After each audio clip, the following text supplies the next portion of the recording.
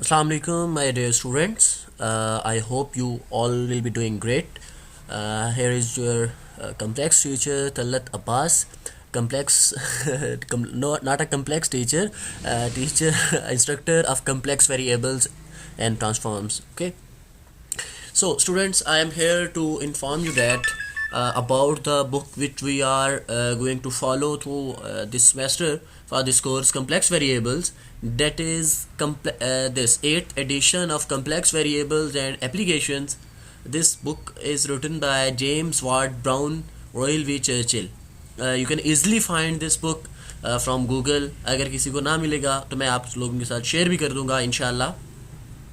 तो ये बुक है जी, हम जिसको फॉलो करेंगे. ठीक है. और एट्थ एडिशन है, आपको कोई भी एडिशन मिल जाए इसका, it doesn't matter. Third edition mostly किसी के पास होगा या एट्थ, बल्कि मैं आप लोगों के साथ शेयर कर दूंगा ये वाला एडिशन ही. तो इस बुक को हम थ्रू आउट फॉलो करेंगे. जैसा कि इसके कंटेंट्स हैं, अभी हम कम्प्लेक्स नंबर्स अगर आप देखें तो हम कम्प्लेक्स नंबर के सम्स एंड प्रोडक्ट, इसकी basic algebraic properties, further properties, vectors and moduli. Vectors मतलब जो हम पोजीशन वेक्टर्स की बात करते हैं, कम्प्लेक्स कॉन्जुगेट्स, एक्सपोनेंशियल फॉर्म्स, ये सारी चीज़ें हम पढ़ चुके हैं. Arguments of the product and powers in exponential form, यहाँ तक हमने अभी तक जो चीज़ें हैं वो कवर अप कर चुके हैं. ठीक है जी.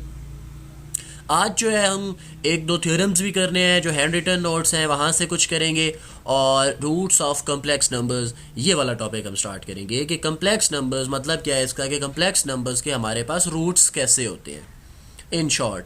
तो इन चीज़ों को देखेंगे, इनसे रिलेटेड एग्जांपल्स को देखेंगे, और एक्सरसाइजेस को डिस्कस करेंगे. आपको प्रैक्टिस क्वेश्चंस का बताया जाएगा कि कौन कौन से प्रैक्टिस क्वेश्चंस आप लोग करने जा रहे हैं, और इससे रिलेटेड जी. तो this is on the page number 24. तो मैं जंप करता हूँ इस पेज पे. Here is the product and powers in exponential form. Simple है. अगर आपने देखा हो ना तो हमने इसके ये ई पावर आयोटा थीटा को लिखा था cos theta plus iota sine theta. ठीक है. इन लास्ट लेक्चर भी हमने इससे रिलेटेड चीज़ों को डिस्कस किया था. तो अभी प्रोडक्ट को या सम को, एक तो ट्रेडिशनली है ना कि हम कैसे इनका प्रोडक्ट ले सकते हैं, और दूसरा ये कि अगर आपके पास एक्सपोनेंशियल फॉर्म में है, अगर आपके पास एक्सपोनेंशियल फॉर्म है, उस एक्सपोनेंशियल फॉर्म से आप कैसे इसको प्रोडक्ट में चेंज कर सकते हैं. ठीक है. या कैसे आप उसको सिंप्लीफाई कर सकते हैं. अब लेट्स से आपके पास जो है simple trigonometry tells us that e power iota theta has the familiar, simple है ना, e power iota theta is equal to cos theta 1 plus iota sine. अगर क्या करना है जी, अब प्रोडक्ट के लिए आपको मिनिमम दो वेरिएबल्स तो पता होने चाहिए, दो वैल्यूज तो होनी चाहिए आपके पास, और वो दो हम यहाँ पे कौन सी चूज़ कर रहे हैं, e power iota theta 1 and e power iota theta 2. E is exponential. ठीक है. E means exponential, iota is iota, और थीटा ही हम चेंज कर सकते हैं, तो इसलिए हमने थीटा 1 एंड थीटा 2 चूज कर लिया.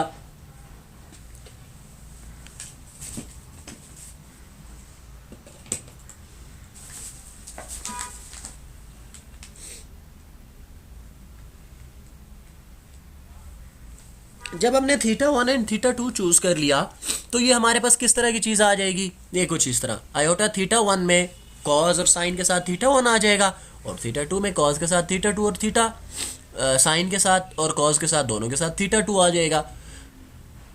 नेक्स्ट हम क्या करेंगे, इन दोनों का प्रोडक्ट कर लेते हैं. वैसे बेसिकली करने क्या जा रहे हैं, जैसे हम कहते हैं ना बेसिस सेम हो तो पावर्स ऐड हो जाती हैं. ठीक है. तो आप ये भी देखें ना, ई पावर आयोटा है तो इसकी भी पावर्स क्या हो जाएंगी, ऐड हो जाएंगी. ठीक है. तो let's see, cos theta 1 into cos theta 2 minus cos theta 1 into, क्या किया है इन्होंने यहाँ पे डायरेक्ट स्टेप हुआ है. मैं ज़रा उसको एक्सप्लेन कर देता हूँ.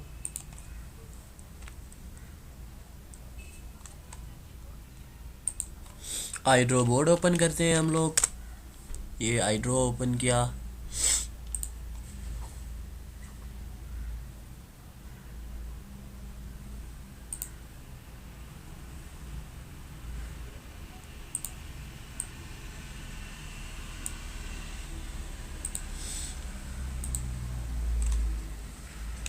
So here is our lecture 5. So what we are going to solve, हम राइट कर लेते हैं जी.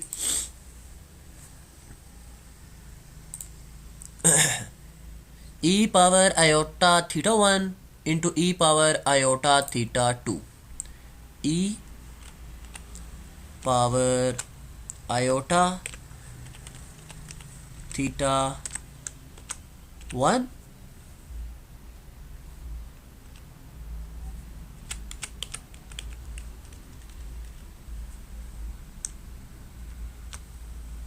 e power iota theta 1 dot, आप अगर मैं ये सारी चीज़ दोबारा लिखूँ, मैं इसी को कॉपी पेस्ट कर सकता हूँ.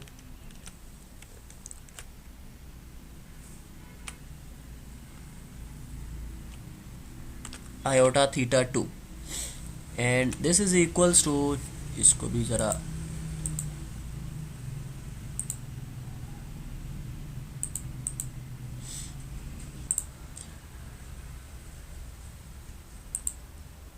this is equals to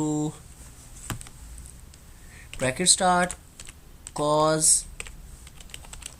theta 1 plus iota sin theta 1 bracket close into cos of theta 2 plus iota sign of theta 2. ठीक है जी. जब आप इन दोनों को मल्टीप्लाई करवाएंगे तो ये आपके पास आ जाएगा equals to cos theta 1 into cos theta 2. Cos theta 1, sorry ये स्पेलिंग मिस्टेक आ गई.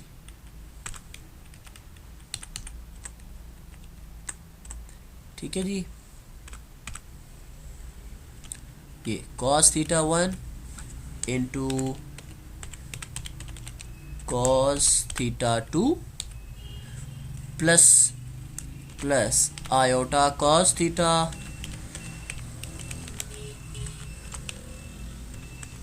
cos theta 1 into sine theta 2. ठीक है जी. फिर हम इस आयोटा साइन थीटा 1 को कॉस थीटा 2 से मल्टीप्लाई करेंगे. अगेन आ जाएगा आपके पास plus iota sine theta 1 into cos theta 2. आप देखें जी यहाँ पे plus plus plus iota square, तो वो आयोटा स्केयर क्या हो जाएगा, माइनस का हो जाएगा. मैंने डायरेक्टली इसको कर दिया sign theta 1 into sine theta 2. अब क्या है जी, ये आपके पास रियल पार्ट है, ये रियल पार्ट है, इन दोनों को कंबाइन किया हुआ है. ये cos थीटा 1 cos थीटा 2, ये देखें cos theta 1 cos theta 2 sign theta 1 sign theta 2. ठीक है जी. आयोटा साइन थीटा 1, आयोटा वाले टर्म्स में से आयोटा कॉमन ले लिया है और इन टर्म्स को इकट्ठा लिख दिया गया है. अब फिर क्या किया गया, मैंने आपको लास्ट क्लास में भी फार्मूलाज बताए थे. Cos alpha cos beta minus sine alpha sine beta, ये इक्वल होता है कॉज अल्फ़ा प्लस बीटा के, और साइन अल्फ़ा कॉस बीटा ये साइन अल्फ़ा प्लस बीटा के हो जाएगा. अब देखें, अगर आयोटा थीटा 1 था तो cos theta 1 plus iota theta 1 आया, आयोटा साइन थीटा 1. अब इसी के रिवर्स प्रोसेस में आप जाओगे कि अगर cos थीटा 1 प्लस थीटा 2 आया तो e पावर में थीटा 1 प्लस थीटा 2 आ जाएगा. Simple. This is the transformation कि कैसे हमने इसको सॉल्व किया. तो हम e power iota theta 1 into e power iota theta 2 को डायरेक्टली ऐसे राइट कर सकते हैं. कैसे किया, ये बीच में हमने प्रोसीजर को डिस्कस कर लिया. Further, thus if z1 is equals to r1 e power iota theta 1, z2 is equals to r2 e power iota theta 2, तो ऑब्वियस सी बात है हम इसको ऐसे लिख सकते हैं, r1 r2 को ऐसे राइट कर लेंगे और e power iota theta 1 plus theta 2 back and पे जो आपने वो ग्रेड 5 6 7 8 से लेके जो चीज़ें थी वही आ गई कि ना कैसे हम चलते हैं। और जो है क्या कहते हैं, बेसिस सेम हो तो पावर जेड हो जाती हैं, बेसिस सेम हो चीज़ें डिवाइड हो रही हो तो पावर्स सब्ट्रैक्ट हो जाती हैं। यहाँ पे देखें R1 divided by Z1 R1 e power iota theta 1, Z2 R2 e power iota theta 2 equals to R1 divided by R2 dot. अब देखें जी क्या है, ई पावर आयोटा थीटा 2 ये ऊपर जाके नेगेटिव ही होगा ना, नेगेटिव होगा तो e power iota theta 1 minus theta 2 आ जाएगा आपके पास। तो डिवीजन में ऐसे आ जाएगा, ये इन्वर्स है या रेसिप्रोकल है, रेसिप्रोकल में ऐसे आ जाएगा जी पर। तो 1/z इसको आप राइट कर सकते हो, तो 1/z क्या हो जाएगा, e power minus iota theta. Similar अगर आप जी पावर n लेना चाहते हो तो आप इसको n की पावर से मल्टीप्लाई भी कर सकते हो थीटा को, e power 2 iota theta 3 4 5 6 plus minus में कुछ भी हो सकता है, where n is some integer, 0 integers are the set including 0 plus minus 1 plus minus 2 plus minus 3 something like that. ठीक है जी। फिर इसके अलावा ना मतलब ये सारी प्रॉपर्टीज़ डिस्कस की गई हैं कि अगर आपके पास एक्सपोनेंशियल पावर में कोई चीज़ हो तो हम उसको कैसे लेके चल सकते हैं। ठीक है, तो यहाँ पे हम इसकी पावर कुछ भी ले सकते हैं, हम इसका रेसिप्रोकल ले सकते हैं, हम दो नंबर्स को एक्सपोनेंशियल पावर्स को डिवाइड कर सकते हैं, हम दो एक्सपोनेंशियल पावर्स वाली वैल्यूज़ को मल्टीप्लाई कर सकते हैं। We can do all maximum operations on the exponential powers of complex numbers, right. उसके अलावा अगर आपके पास क्या कहते हैं, देखिए जी, it is easily verified for positive values of n by mathematical induction. Mathematical induction अगर आपको याद हो हमने डिमोवियस थ्योरम में की थी, क्या था कि first note that it becomes z is equal to this when for n is equal to 1, हमने क्या कहा था, नोट कर लो ये ट्रू है। Next assume that it is valid for when n is equal to m where m is any positive integer in view of expression 1 for the product of, फिर उसको m plus 1 के लिए हमने prove कर दिया था। तो ये सारी चीज़ हम डिमोवियस थ्योरम में डिस्कस कर चुके हैं, इसलिए दोबारा से इसकी एक्सप्लेनेशन में मैं नहीं जा रहा, यहाँ पे एक्सप्लेनेशन की एज सच ज़रूरत भी नहीं है। तो z plus z power m plus 1 है, दो चीज़ें देखें ना, अभी ऊपर ही हमने पढ़ा कि अगर दो चीज़ों का प्रोडक्ट है तो हम उनको ऐड कर सकते हैं, तो हम रिवर्स भी जा सकते हैं कि अगर दो चीज़ें ऐड हो रही हैं पावर्स तो हम उनको स्प्लिट भी कर सकते हैं, सेपरेट भी कर सकते हैं। तो क्या हो जाएगा, z power m into z power 1, z power m क्या आएगा, r m ई पावर आयोटा m थीटा, और z क्या आएगा, r into e power iota theta. तो उसको ऐसे राइट कर सकते हो आप। अगर n कोई नेगेटिव इंटीजर हो तो उसको आप ऐसे राइट कर सकते हैं, एंड समथिंग लाइक दैट हो तो आप किसी भी तरह आप इसको राइट कर सकते हैं। ठीक है जी।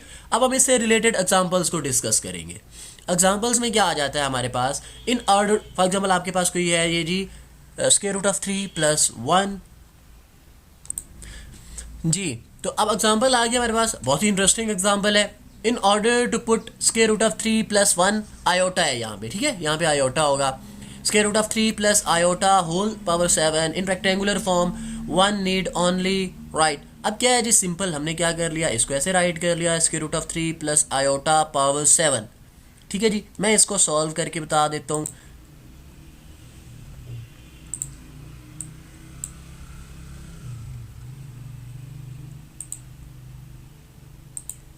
एग्जाम्पल 1 है हमारे पास,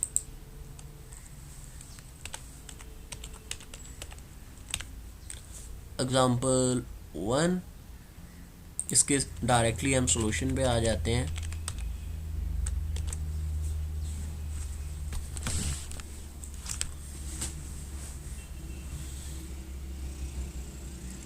क्या है जी, square root of 3 plus iota whole power 7 plus iota bracket close whole power 7। अच्छा मुझे एक चीज़ बताएं, अब बेसिकली ये किस फॉर्म में लिखा हुआ है बच्चों, इस फॉर्म में, ये हमने इसको इस तरह का कुछ करना है, कॉस थीटा प्लस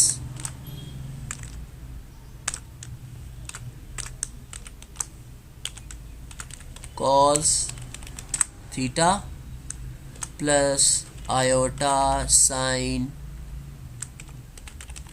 थीटा। ठीक है जी, ये इक्वल है, equals to e power iota theta इसी के इक्वल है। अच्छा जी, तो हमने ना इस चीज़ को बेसिकली उन्होंने हमसे ये जो पूछा हुआ है ना, इसको रेक्टेंगुलर फॉर्म में लेके जाओ, बेसिकली उसने यही पूछा हुआ है कि इसको ई पावर आयोटा थीटा समथिंग उस फॉर्म में लेके आओ। ये देखे ना फाइनल आंसर इस तरह, मतलब finally we observe that if r is 1 तो क्या होगा पोलर फॉर्म में, इस तरह का कुछ क्या आएगा हमारे पास। तो सिंपल है। इसके लिए ना आपको, अगर आपने ट्रिग्नोमेट्री की हुई है एफएससी में, कैलकुलस में भी की होगी, तो मैं यहाँ पे उन चीज़ों को एक्सप्लेन नहीं कर रहा।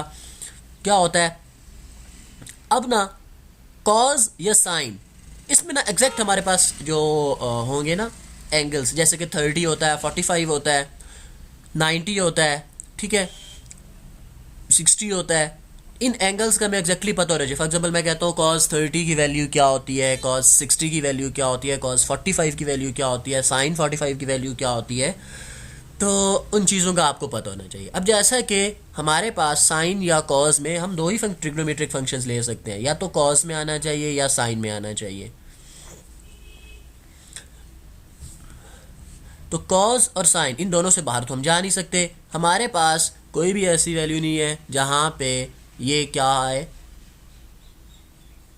इसकी वैल्यू आए, ठीक है, मतलब कॉस 30 या कॉस 60 या साइन दिस पहले जो है हमारे पास कॉज होना चाहिए, ठीक है। कॉज का कोई भी कॉस 30 60 किसी पे भी स्क्वायर रूट ऑफ 3 आंसर नहीं आता। हाँ, एक जगह ऐसी होती है, एक एंगल ऐसा होता है जिस पे, मैं पहले राइट कर लेता हूँ, ये जिस पे square root of 3 backslash square root of 3 divided by 2, ये कॉस की कौन सी वैल्यू पे आता है, ये कॉस की कॉस 30 पे आता है, ठीक है जी। ये चीज़ आप लोगों ने याद रखनी है, कॉस 30, या दूसरे लफ्ज़ों में आप ये भी लिख सकते हैं कॉस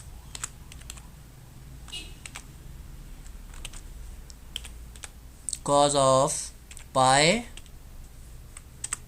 बाय 6। पाई 180 होता है, 180 को आप 6 से डिवाइड करें तो वो भी 30 ही आता है। तो cos pi by 6 is the value जहाँ पे आपके पास स्क्वायर रूट ऑफ 3/2 आता है। तो इसका मतलब यहाँ पे अगर मेरे पास स्क्वायर रूट ऑफ 3 के नीचे 2 आ जाए तो हमारी बात कुछ बन जाएगी। तो हम यहाँ पे ये करेंगे कि हम इस एक्सप्रेशन को सबसे पहले 2 से मल्टीप्लाई भी करेंगे और 2 से डिवाइड भी कर देंगे, ठीक है जी। तो जब 2 से डिवाइड करेंगे, मल्टीप्लाई किया तो हमने बाहर ही राइट कर लिया, जब इसको डिवाइड किया तो ये आ गया square root of 3 divided by 2 plus 1 divided by 2 iota bracket close, ठीक हो गया जी। अब आयोटा के साथ तो साइन आता है, तो इसकी वैल्यू तो हमने देख ली कि स्क्वायर रूट ऑफ 3/2, अगर कॉस पाई बाय 6 है तो साइन 1/2 किस पे आता है, तो जी साइन कॉस 30 पे, ठीक है ना, कॉस 30 पे साइन कॉस 30 पे वैल्यू स्क्वायर रूट ऑफ 3/2 होती है, और साइन 1/2 जो है ये साइन 30 पे वैल्यू होती है। ये आप लोगों ने अब हमेशा अपने माइंड में रखना है, sign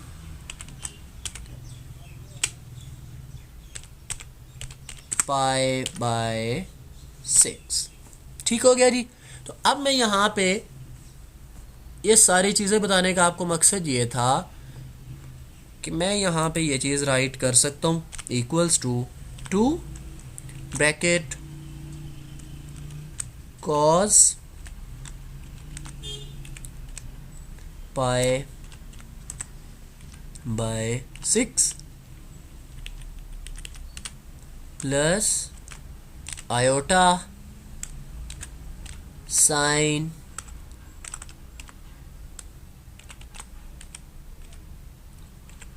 pi by 6 and bracket close, ठीक हो गया जी।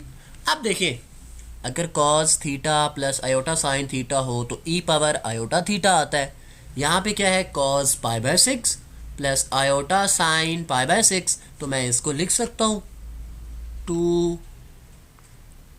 ई पावर आयोटा पाई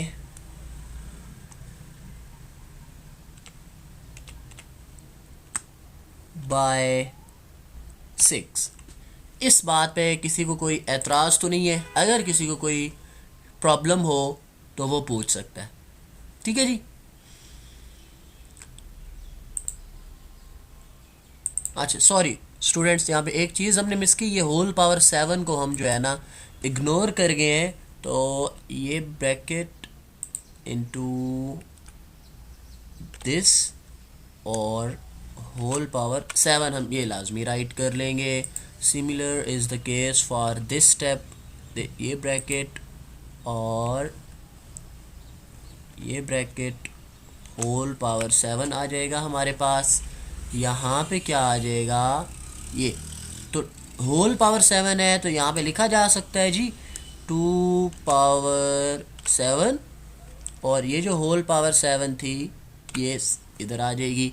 ठीक है, तो 2 power 7 into e power iota 7 iota pi by 6, और 2 पावर 7 आप फाइंड कर ले क्या होता है। 2 पावर 7 का मतलब है 2 को आपने 7 टाइम्स मल्टीप्लाई करना है।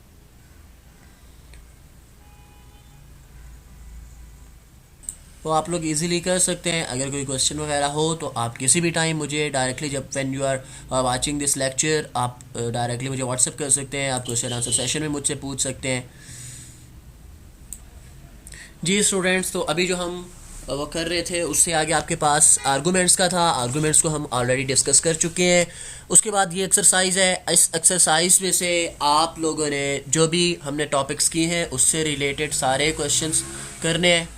ठीक है, तो ये आप इसको एज एन असाइनमेंट लें, एज एन होमवर्क लें, ये आपकी मर्ज़ी है। आपने मुझे सबमिट नहीं करने, ये क्लास ने खुद ही करेगी क्लास, और आपस में आप डिस्कस कर सकते हैं।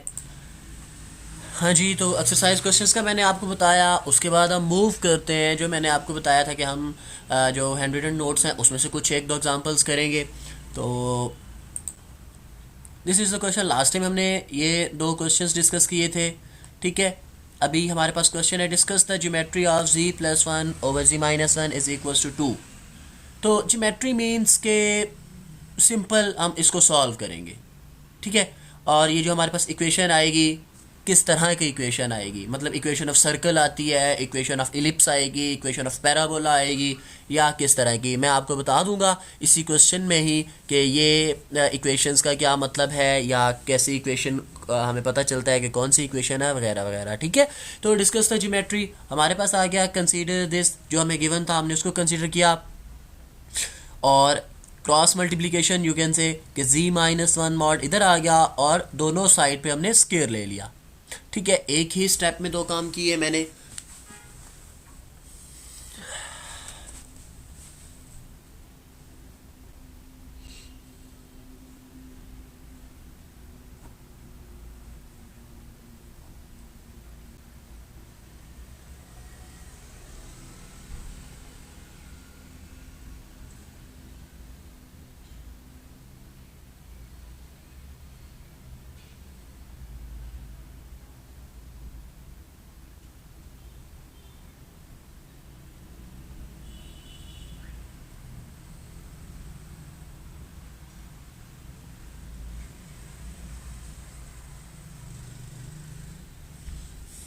नेक्स्ट आपके पास,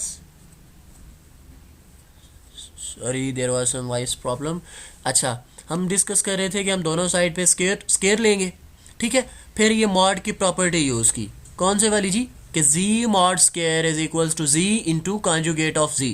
यहाँ पे z+1 मॉड स्क्वायर है तो हमने उसके लिए राइट कर लिया z+1 इंटू z+1 कॉन्जुगेट, 2 का square 4, z-1 into z-1 conjugate, right.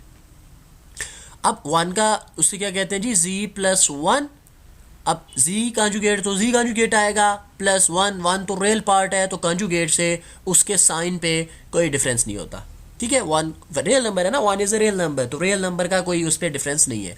तो z into z conjugate plus z into 1 z plus 1 into z conjugate plus 1। Similar is the case for this side, z into z conjugate, z into z 1 -1 into z conjugate, 4 सबके साथ multiply हो रहा है। हमने क्या किया, सारी चीज़ों को एक ही साइड पे लेके आ जाएंगे। जब सारी चीज़ों को आप एक ही साइड पे लेके आओगे तो ये जो आपके पास इक्वेशन बनेगी वो इक्वेशन क्या होगी। अब देखिए 2z कॉन्जुगेट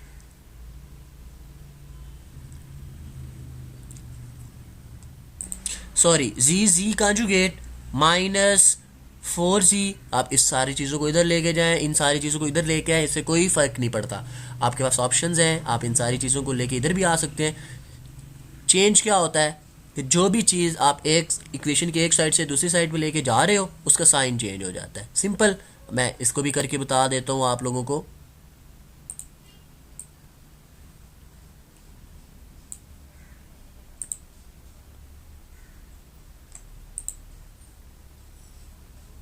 ये आपके पास आ रहा है ना जी, z इंटू z कॉन्जुगेट, ठीक है जी, z into z conjugate plus z conjugate plus 1 plus z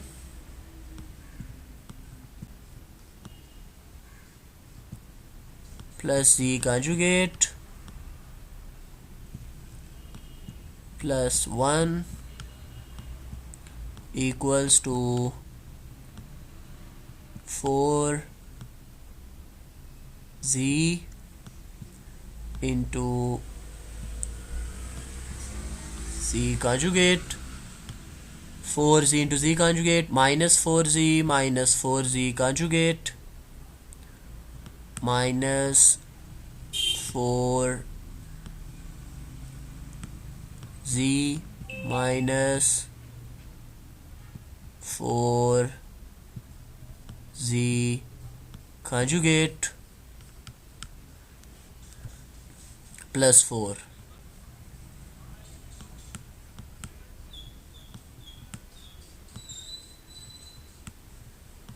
ये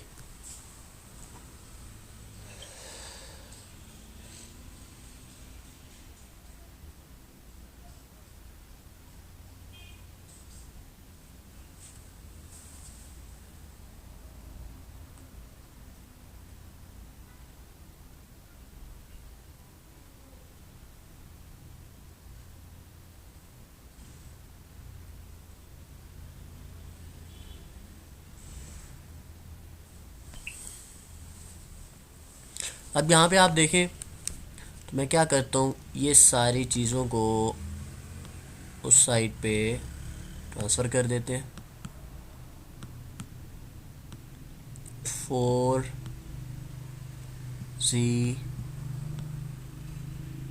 कॉन्जुगेट, ये z कॉन्जुगेट इधर आके सब्ट्रैक्ट हो जाएगा, z कॉन्जुगेट फिर -4z, ये प्लस c है, इधर आके -c हो जाएगा, -4z conjugate -c conjugate plus 4।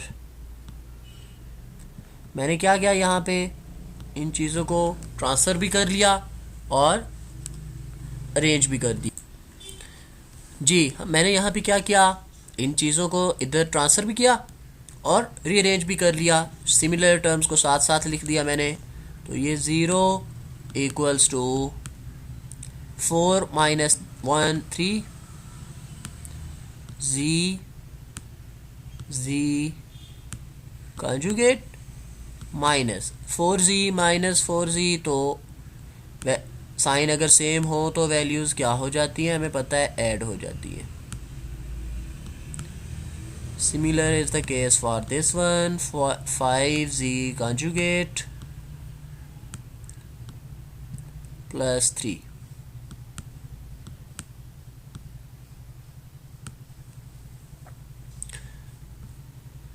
अब अगर आप यहाँ पे गौर करें तो हम यहाँ पे क्या करेंगे, प्रॉपर्टी यूज़ करेंगे कि अगर हमारे पास क्या प्रॉपर्टी होती है, if we have a complex number multiplied with its conjugate, तो वो हमारे पास क्या आ जाता है, उसके मॉड का स्केयर। -5 मैं इन दोनों में से कॉमन ले लूँगा, तो ये आपके पास आ जाएगा z प्लस माइनस, चूँकि कॉमन चला गया तो माइनस माइनस क्या हो गया आपके पास, प्लस हो गया।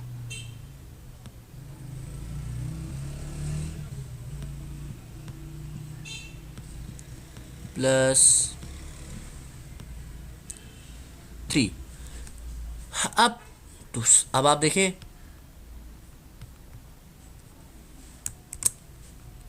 नेक्स्ट क्या आ जाएगा, 0 इक्वल्स टू। अब एब्सोल्यूट का फार्मूला क्या होता है, जी आपके पास कोई नंबर ऐसा ही है ना, x प्लस आयोटा वाई, कोई कम्प्लेक्स नंबर ही हम ले रहे हैं ना, तो यहाँ पे क्या आ जाएगा, यहाँ पे आपके पास आ जाएगा उसके कम्प्लेक्स नंबर का हम मॉड कैसे लेते हैं या एब्सोल्यूट वैल्यू कैसे लेते हैं। अगर z है यहाँ पे हमारे पास x plus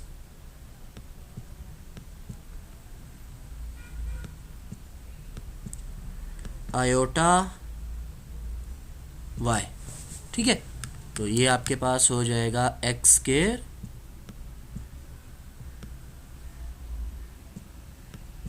plus y square. इसका स्क्वायर रूट भी होता है, लेकिन यहाँ पे चूंकि मॉड का स्क्वायर है तो स्क्वायर रूट इस स्क्वायर से डायरेक्टली हमने कैंसिल आउट कर दिया। अच्छा, यहाँ पे कौन सी प्रॉपर्टी यूज होगी, -5। यहाँ पे प्रॉपर्टी यूज होगी कि अगर हम एक कम्प्लेक्स नंबर और उसके कॉन्जुगेट को ऐड करें, अगर हम एक कम्प्लेक्स नंबर और उसके कॉन्जुगेट को ऐड करें तो फिर क्या होता है, हमारे पास आता है 2 real part of z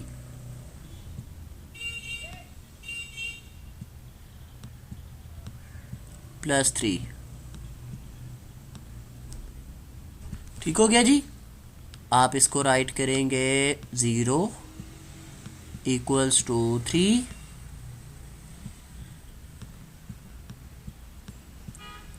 x square plus y square minus 5 2s are 10। और अगर z आपके पास x प्लस आयोटा y है तो इसका रियल पार्ट कौन सा होगा, इसका रियल पार्ट आपके पास ये होता है x, तो आप 10x राइट कर सकते हैं प्लस 3। ये आपके पास इक्वेशन आ जाएगी। अब हमने बताना है कि ये कैसे इक्वेशन है, और ये इक्वेशन जो होती है ये आपके पास इक्वेशन ऑफ सर्कल होती है। ठीक है जी, equation of which is equation of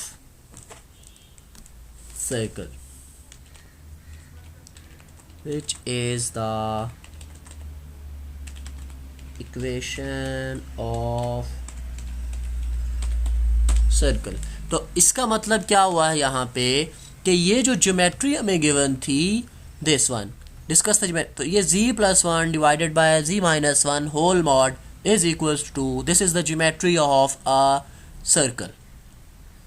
ठीक है, होपफुली ये क्लियर होगा, इसमें कोई ऐसा सच इशू नहीं होगा। अगर कोई इशू होता भी है तो आप मुझे अप्रोच कर सकते हैं। नेक्स्ट हमारे पास क्वेश्चन है, उसको देखते हैं। Prove that z1 plus z2 mod square plus z1 minus z2 mod square is equals to 2 into this z1 mod square plus z, and deduce that this expression is equals to this। क्या कहता है जी, वो कह रहा है कि सबसे पहले तो अब इसके दो पार्ट्स हो गए क्वेश्चन के जी, तो हमने यहाँ पे दो चीज़ें प्रूव करनी है।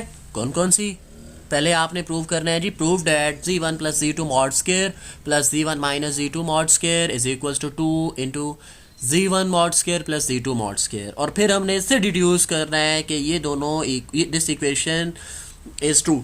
ठीक है, तो कैसे करेंगे? सिंपल है, अगर आप थोड़ा सा गौर करें और आप में से किसी ने पुराने लेक्चर्स लिए हुए होंगे तो he can easily assess that we have already proved this equation.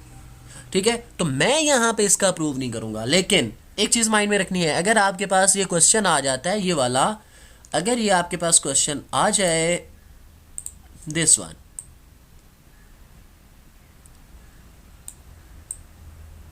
ठीक है, तो आप लोगों ने ये नहीं करना जैसे कि मैंने यहाँ पे लिख दिया ना ऑलरेडी प्रूव्ड, आपने यहाँ पे इसको प्रूव करना है। अब आप पूछेंगे कहाँ पे प्रूव किया हुआ है, ये देखें, इफ z1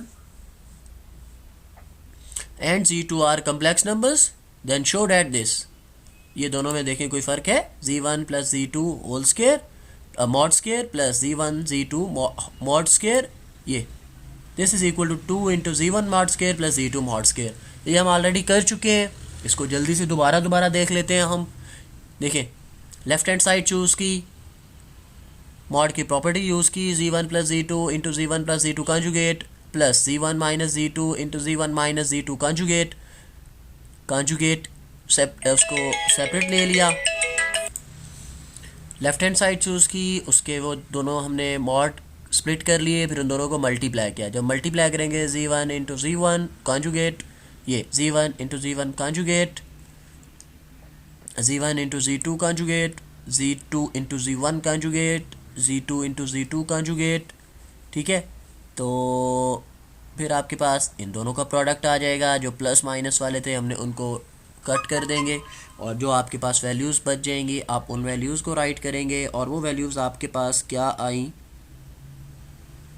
ये 2 into z1 mod square plus z2 mod square is equal to, यही आपकी राइट हैंड साइड थी, हम ऑलरेडी कर चुके हैं, तो अभी हम इसको दोबारा टच नहीं कर रहे हम यहाँ पे, क्योंकि हम कर चुके हैं। आप ये वाला पार्ट जो है ना, ये पार्ट इस प्रूफ में आप पहले करेंगे, ठीक है, फिर उसके बाद आप यहाँ पे आएंगे। इक्वेशन 1 कैन बी री रिटन एज, कैसे जी, ये 2 इधर मल्टीप्लाई हो रहा है ना, इसको इधर आके डिवाइड कर दिया और कोई नया काम नहीं किया यहाँ पे। ठीक है, डिडक्शन फर्दर हमने लेट कर लिया, जो हमारे पास ये एक्सप्रेशन है ना, we assume that a is equals to this, z1 is equals to this and z2 is equals to this term, so z1 plus z2 is equals to 2a and z1 minus z2 is equals to 2 into this। ये कैसे आया जी? Simple है, आप इन दोनों को add करो ना, add करोगे तो ये प्लस माइनस कैंसिल हो जाएगा, तो a प्लस a 2a हो जाएगा, सब्ट्रैक्ट करोगे तो a कैंसिल हो जाएगा, और ये दोनों चीज़ें आपके पास बच जाएंगी। ठीक है, तो इसलिए इसमें कोई परेशानी वाली बात नहीं है कि ये क्या कोई नया काम नहीं हुआ। ठीक हो गया जी। So z1 mod square plus z2 mod square is equals to 1/2 4a square plus 4 into this. ये क्या चीज़ है जी? आपने ये z1 और ये z2 इसका मॉड लेके स्क्वायर लिया और फिर क्या किया, ऐड किया, तो ये आपके पास आ गया। Now consider this z1 mod plus z2 mod whole square open कर दिया, a square plus b square plus 2ab। आपके पास z1 मॉड स्क्वायर भी है, आपके पास z2 मॉड स्क्वायर भी है, 2 इंटू z1 z2 भी कर दो। तो फिर क्या किया जी आपने, ये देखें जी, 2a square plus 2 into a square minus b square जी। तो ये सिंपल आपके पास आ जाएंगे 2a स्क्वायर प्लस दिस, दोनों साइड पे स्क्वायर है आपके पास, आप इसको ओपन करेंगे ना तो ये एक्सप्रेशन आपके पास आएगा। ये दोनों मॉड आप इसका स्क्वायर है, दोनों साइड पे स्क्वायर रूट लिया, कैंसिल आउट हो गए, वैल्यूज z1 z2 की पुट की, यही आप प्रूव करना चाहते थे और आपका प्रूफ हो गया। ठीक है, फर्दर फिर हमारे पास नेक्स्ट आ जाता है, हम इन चीज़ों को डिस्कस करेंगे, लिमिट्स, कंटिन्यूटी एंड डिफरेंशिएबिलिटी क्या होता है। ठीक है, डेफिनेशन हम थोड़ा सा देख लेते हैं बस।